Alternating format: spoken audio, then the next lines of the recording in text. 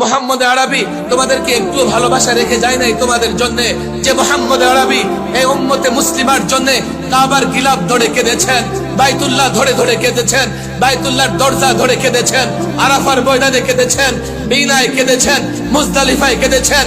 যে মোহাম্মদ আরবির হাউজে কাউসার থেকে পানি পান না করলে হাসরের ময়দানে তোমার তৃষ্ণা নিবারণ হবে না। মোহাম্মদ আরবি ইন্তিকালের আগেও উম্মতি উম্মতি বলে চিৎকার করেছেন, হে যুবকেরা আমার অপরাধ কি?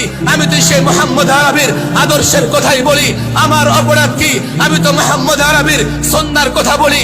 তোমরা যদি অ্যারিস্টটলের ডেমোক্রেসির কথা বলতে পারো, কার্ল মার্কস লেনিনের সোশ্যালিজমের কথা বলতে পারো, জ্যাকবের ধর্মনিরপেক্ষতার কথা বলতে পারো, আমি কেন মোহাম্মদ আরবির কথা বলতে পারবো না?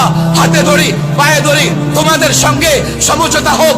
আমি ইসলাম চাই, ইসলাম মেনে দুনিয়ার কল্যাণ চাই, আখিরাতের মুক্তি চাই। যদি সমঝোতা না হয় আমি ইসলামের কথা বলে ইসলাম প্রতিষ্ঠা করতে চাই, আর তুমি পশ্চিমা তন্ত্র মন্ত্র প্রতিষ্ঠা করবার জন্য আমার বিরুদ্ধে দাঁড়িয়ে যাও, আল্লাহর কসম আল্লাহর দ্বীন নিয়ে তোমার সঙ্গে আপোষ করতে পারবো না।